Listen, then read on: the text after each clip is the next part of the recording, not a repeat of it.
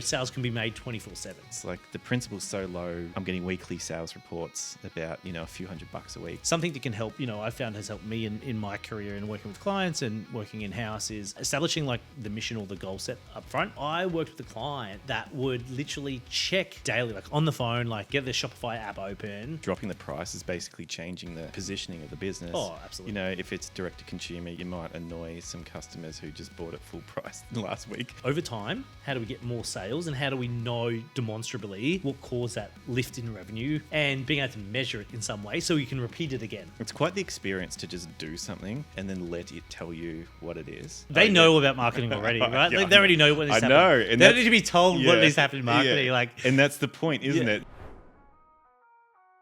Hello, Ben. How are you doing today, my friend? Good. Been a long time no see. Yes. Good to be chatting again on the podcast. I'm excited to talk to you as ever and share. What are we sharing today? We're talking about something that's dear to kind of both of us and is quite innate to our nature, which is that being that we are very long-term focused people, I think, in a world or a marketing world that loves short-term. Loves it. Absolutely loves it. Loves sales today, wants sales today. Or yesterday. Yeah. Or the week before. And last week, yes, and last month, and before the business was even started. I think it's a lot of people come across this. A lot of marketers have this problem with balancing short-term and long-term. For me, perhaps I'm almost do the long-term in almost some sort of defiance as well at times because it annoys me so much that the industry is so short-term focused or we're expected to be so short-term focused that I'll rebel and go, oh, well, this will pay off in a year or 18 months. But I think we share some stories around this. Like, let's speak to how what your experience is like with this, what mine is like with it. We've had similar experiences, I know, in brands that we've worked for where we've had owners who would check sales just like regularly. Or clients, Yeah, clients. And by regularly, I mean like maybe daily. Yeah. Maybe every 2 days, maybe weekly, and really take that to heart.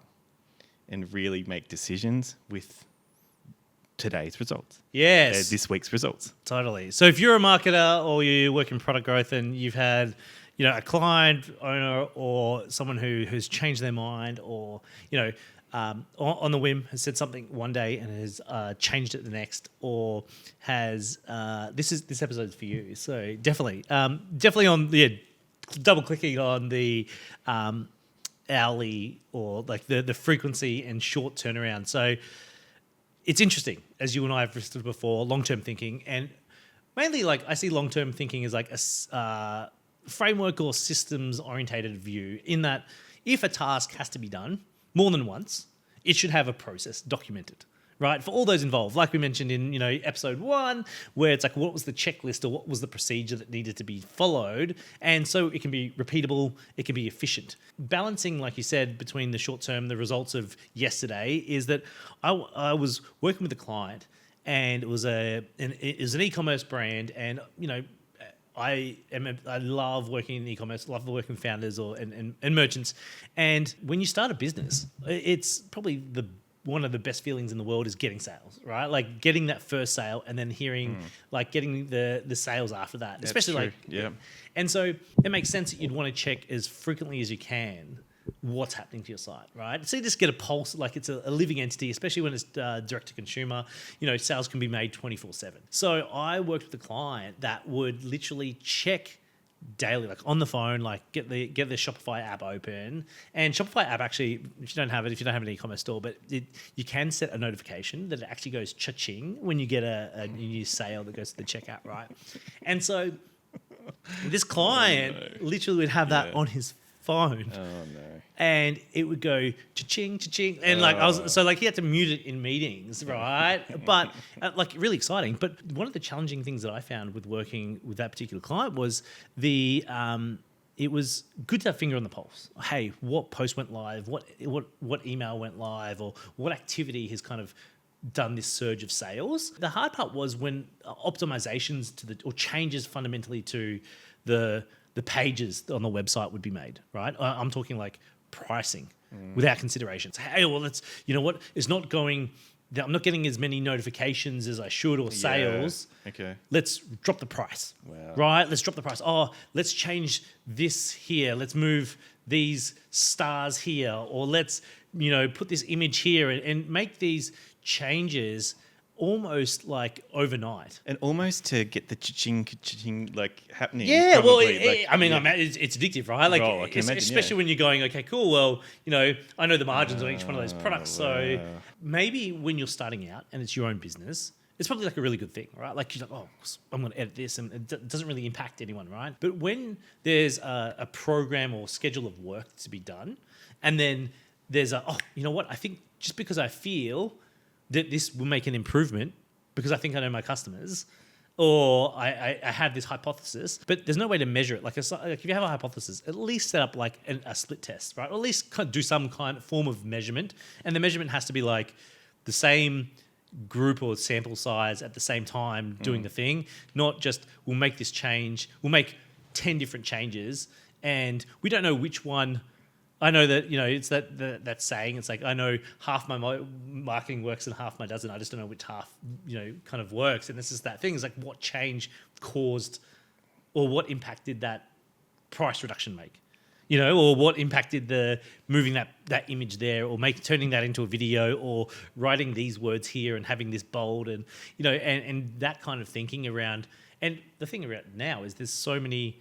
It used to do my head in as managing this client, because it would be, I'm going, how do we, over time, how do we get more sales, and how do we know demonstrably what caused that lift in revenue, add to cart value, or conversion, or increased conversion, or increased traffic, and being able to measure it in some way so you can repeat it again. Yeah, right. And for it to be sustainable. Totally. Yeah. Whereas if the changes are happening so frequently, it's at a point, I think maybe starting out, you really need to sort of like just change, just do things, make stuff work, and not worry about the long term. But when you're in this business had been around for like, almost a decade at this stage, and had no systems and no way for optimizing. It's like always relied on like, externals to kind of do that. So it was just like, I could see why this business was capped at the level it was, and is stagnated there, because it had no long-term vision. It was always about today. Yeah. And especially dropping the price is basically changing the positioning of the business. Oh, absolutely. If it's direct to consumer, you might annoy some customers who just bought it full price last week. And also, like discounting, like you're probably going to have people who are going to buy it anyway, just capitalize on the discount. So totally. It's funny you say that about the customers who bought the other day. That happened, and customers would ask for a refund, and we'd do the difference, right? And that was kind of because they'd seen the price had done. But, because the alternative is we say no refunds. Then they go, okay, well, I'm going to cancel my product entirely, cancel my order entirely, and order at the new price. Yes. So it kind of had to cater for that. But it was infrequent, but it was more so the sporadic nature of just short term. If it's short term is good, but if you're doing short term every day or every week or every hour, and there's a team that needs to make and update these changes. It's not just like, okay, cool, delete here and do. Fortunately, you can kind of do that on Shopify or other platforms. It's very easy to edit yourself. However, when there's other teams involved and other programs at work, it gets really meddlesome over time and draining. Well, yeah, and everyone has to stop doing what they're doing to then go, okay, we've got to make these new changes. Then got to put what we were talking about 2 days ago on hold. But the expectation is, you get to the end of the month, you go, oh, well, why didn't this thing happen? It's like, well... And then, why was it no sales? because the ad hoc request came in every day, and there was additional work. So, that was the... I'm imagining like a car, you're trying to drive to a destination, and then someone's in the passenger seat and they go, turn left. Why? Oh, just turn left. And you turn left. And then, you go down that way for a while, and then like, turn right. Okay, turn right. And then you sort of get to this. They do this a few times, and then you end up somewhere, obviously. Yeah. And then like, why aren't we where we wanted to be? It's like, because we've turned left, and then we turned right, and then we went all the way up this road. Yeah. And we were meant to go south, and now we're 200 kilometers north. And it's funny you say that. It's like one thing that does my head in. It doesn't really happen anymore with Ubers, but taxis were more of a thing. And when they wouldn't put the location inside the GPS. It's like, I told you the address, so then we can just go there, right? Yeah. Instead, I'm having to navigate. I have to be a Yeah. co-pilot to this person I'm paying to drive, to give me a ride, and I'm having to do the directions. If you just plugged it into your nav, your nav man back then, or your TomTom, then we'd be on our way. And, thankfully that's not so much a thing, but that's maybe a little microcosm of bigger things to play. But what about your experience with few clients or employ on the short term? Yeah, I remember a few things. One in particular is where this was a sort of an in-person brand, like in-person stores that weren't very much focused online. Oh, yeah. So offline. So, yeah, people come in to experience. like a retail store. Yes. You had a new launch or a new opening? No. I'll get to that one. Ah. But the person... they did have an online component where you could buy some stuff, but nothing was set up to really push that, and it didn't make a lot of sense with the brand to sell online. It just wasn't a great thing to sell online. It's much better in person. So can you give us a bit more? It's retail, but you kind of have to experience it. So okay, yeah, very ominous. Yeah, he would set up automated weekly reports for the online section sales, and we weren't doing anything week to week. This wasn't really designed to. It wasn't great to be sold online. We didn't really have, it was a smaller brand, so we didn't have any distribution power as far as getting a heap of people to the website anyway at the time. And I was getting these weekly reports about the online sales that weren't moving. There was some, but they weren't moved, and they weren't going to move. And if they were going to move, it was going to be tiny. So there's no paid ads necessarily. And even if there was, it wouldn't have done anything. Okay, and yep. It was just this situation where it's like the principal's so low. I'm getting weekly sales reports about, a few $100 a week. Were you having to do the sales I got CC'd. No, I didn't do them. I got CC'd in on it. And it'd be extra No, if you had to create the sales report. Yeah, no, that would have crushed my soul. But no, I didn't do that. But that was an example of just a bit of delusion, I guess, and just this idealism of let's get the online part going, and then let's just crank everything up, and that will be amazing. That feeling that people have, that they want to have control and they want to see... Yeah, I put in $1 here, I get $4 out here, and they want to just see that happen. Something you put $1 into and you get $4 out, and you can just see the whole funnel, right? Yeah. Well, it's funny you say that. It's like the crazy thing now is Zuckerberg came out with this the other week. Is like the ideal is maybe ad agencies don't have a place anymore. In that you just upload the creative. Or your target audience, you give it some products, and it creates the ads, the copy, the targeting for you. That's how good the AI. And now the thing is, how many people use Meta AI? I don't really use it, but I'm sure there's a whole bunch of people that use that to search, find their friends, and be connected. Yeah, I'm gonna believe that one when I see that one. I'm putting that in that category. Just to it still feels like it's not a consideration for how a human buys. On the how human buys, this is the offline to purchase path, right? Yeah, and it's not trackable, the conversations that happen behind closed doors with people that influences sales greatly. Totally. What I mean? So there's so many things, but and I guess that's the short term attraction as well for people, is this idea it can be just all tracked, and it's this linear path that all these people are going to go through, and they're going to buy, and we can just keep sending them along the conveyor belt, and totally we'll just win. I think with short term too, I get frustrated, like I've seen at times, and it may be similar to what you were talking about before, but it's quite common, that panic and then to reduce the price. So this idea that you just reduce price of something, an owner might panic, we need more sales, let's reduce the price. I mean, that's the bane of my existence. I cannot stand that approach, because the thing is too, you then have to promote the new price. Like, how are you going to tell people? So you're going to probably spend money to get it in front of people. If you're just going to put it on your website and that, you were going to get that traffic probably anyway, and now you're going to just give them a discount. And this kind of knee-jerk reaction with price being, and I guess I was thinking about it before when you were talking, is that it's one of the P's of marketing. Like, it's a serious tactical consideration. When you think about luxury, or depending on what the brand is, but you don't see Bentley's advertising on the TV. Bentley's are advertising, and this is some famous marketer guy said that, but it's they're advertising it like people have private jets. That's where that so it's you got to really know your positioning, your product positioning, to impact the price. But that short term, that play, and something that gets me thinking about that now is with the tools we have available as marketers. I work in e-commerce and digital, so particularly how easy it is to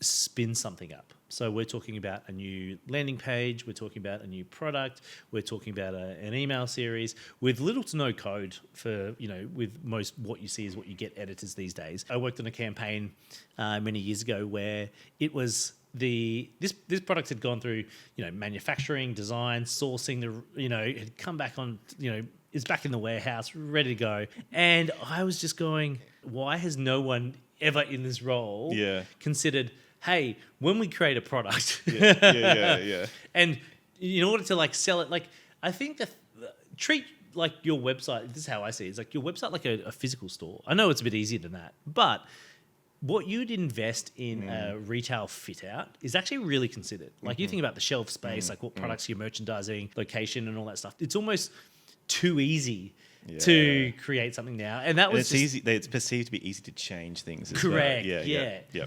Easy to change things, and while that may be the case, it's also that my long-term brain was going, okay, what should happen, and just for further context, these files where I was getting the data, it was like an email thread that was not on a shared drive, so it wasn't a shared hey, here's the product information and we're all using the same spreadsheet. It was all separate, right? So I had to download the files from the attachment. I'm working from my thing, but if I make an update, I've got to then email someone and go, hey Jack, guess what? I've just made updates to these columns or these rows of product, and upload that again so everyone had a shared updated version. You got to make sure you're using the latest version. And so version control was non-existent. But that short-term, long-term thinking was just hey, let's get everything live now. And actually, it's funny. That was at one of the agencies I worked with, me and my co-worker. It was the three-step process to creating anything. It was think it, brief it, spin it up. That was it. And that was kind of the process. And we're just that's not as easy as it is, and especially that company I worked for, that agency, we did big complex software builds as well. And we're talking about backlog of stuff that could be worked on in the 100 plus of stuff, and it's just ruthless prioritization. And that's where project management's agile, or hey, what are we working on as a versus these sequential sort of stuff, but just understanding how that fits in as well. So that long-term and short-term planning, I think that it just really comes down to what tools you have as a team, a digital team or marketing team, and then how you manage that workload in that period of time as well. So, well, I do want to be positive about the long term, because we do love the long term. Oh yeah, and I think a couple of stories that come to mind about where long term is effective is actually podcast related for the most part, because I did another podcast with another client of mine who the idea was just to meet the guests and meet C-suite people. Oh, that's smart. Wait, so I got them on. Yeah, go on. You got them on the podcast to build that relationship. Yes. So, they were the customer. They were the ideal client. They were the prospects. Yeah. So it gave us, we got a chance to meet them. We got really good market intel. Even if they didn't become a client, because you bring them in person, and then and they're talking about their specialty and their niche, and where else you get an hour or 2 hours talking to someone, right now for those C-suite, C-suite, listening to them and just having a conversation about their domain, their industry. Wow, that's well. I mean, the privilege, I guess, for me is that to look back. That's about 6 years ago now, and to see that pretty much that business has basically grown off the back of that. Wow, everything has. And I'm talking 6 years some of those people took to become clients. That's playing the long game. Yeah, but I mean, there was wins along the way, but it was a huge long-term play. It was very effective. It's still around today. I mean, most podcasts don't get to, I think, rarely get over 20 episodes. That one's on about 120 at least. Wow. Was it unique to that industry as well? Yeah, not many people were doing what we were doing with that podcast. Because that's another cut through kind of... Well, we had 95% of them had never been on a podcast. So that was a unique experience we could give the guest. But yeah, that was a really long-term effective. There was always going to be long-term. But also, even with this podcast, starting this up this season again, I felt like I've got a brand here. I feel like I do want to start podcasting again. I didn't really know what it was, though. So I didn't know what the push was a little while ago. Not for this season, but you're talking back when you were revisiting the push. No, for this season. So season 3, when I went to start that up again, I'm just going to do this for a little while. I'm sure it'll become clear to me what it is that, the world will tell me. Just do what I think is right.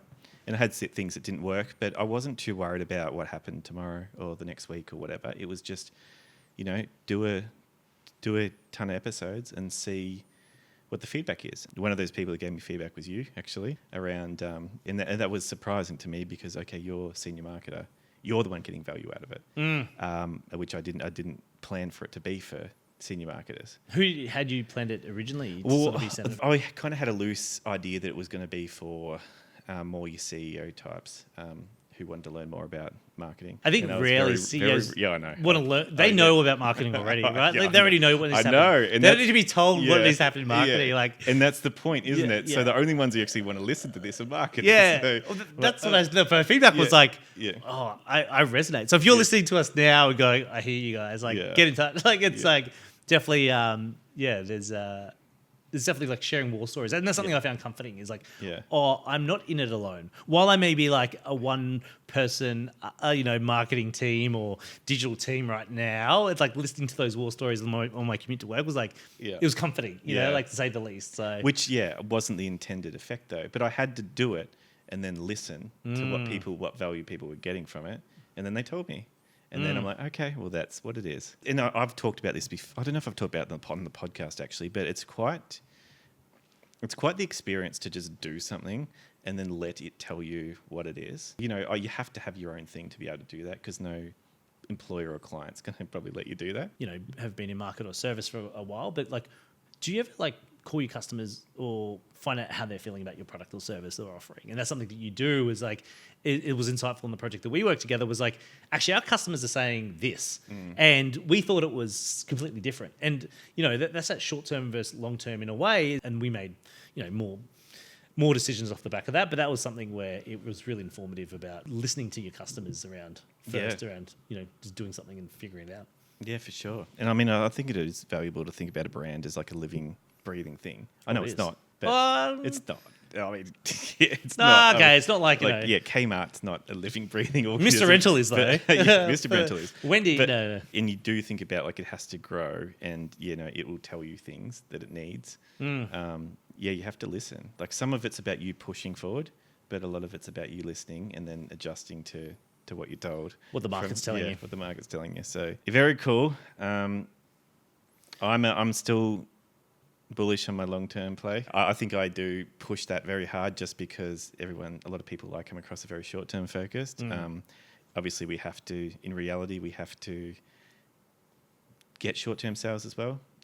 Absolutely. Yeah. My thoughts are just that, you're not alone, I guess, with this one. Like, the short-term versus long-term, I don't know if that's we're not going to solve that overnight. I think it's a balancing act. Yeah. Right? So it's like, what are your stakeholders, whether that be client, CEO, or, whoever you're reporting into, and, looking at firstly, like what are the outcomes, and, something that can help, I found has helped me in my career and working with clients and working in-house is establishing like the mission or the goal set up front. Upfront contract or understanding what is the end objective, and not being fixated on the vehicle that gets us to that destination point. We mentioned about the GPS sort of example. It's like, well, we know that we want to end in this direction. That's an idea, but it's like, that there's that saying where you need to know what your North Star is on the activity and what determines success, because in order for you, I guess, in a podcast context, it's like I think that's something where you can bet long term because you've got the safety net to do that. In some businesses, maybe they need the next dollar or next week of sales to do that. So it's kind of like the urgency sometimes comes from what is the cash flow situation? Like, what is the cash conversion cycle from when someone hears about it, we pay for that advertising, to when they actually money lands in our account. So understanding those things, I think, in an organization. And you know what? To be honest, I would say most small businesses or may not know what that is, but maybe that's an investigation piece of understanding that. I definitely think it works to play. How do you structure your weeks or your around what needs to be done today in order for tomorrow to be better? And if it's not all, maybe it's like initially 80% short term, 20% long term, and then you kind of try and balance that out over time. Yes. from a marketing perspective, making sure you're still getting your Mother's Day campaign out or Father's Day campaign out for tomorrow, but you're also going, okay, you know what, we want to offer we want to build an international site or stuff in the long term as well. So yeah, balancing those things between it. A great way to end. Ben, where can people find you if they want to come and say hi? Yeah, absolutely. So you can find me on LinkedIn. So that's BN Reeves. I think you probably need to spell Reeves more so than you to spell Ben. Keanu, Christopher Reeves. That's Reeves. Ben Reeves .co. So BENREEVES.co. Connect on LinkedIn, or you can find my latest articles on my website. Awesome. Cool. All right, thanks, Ben.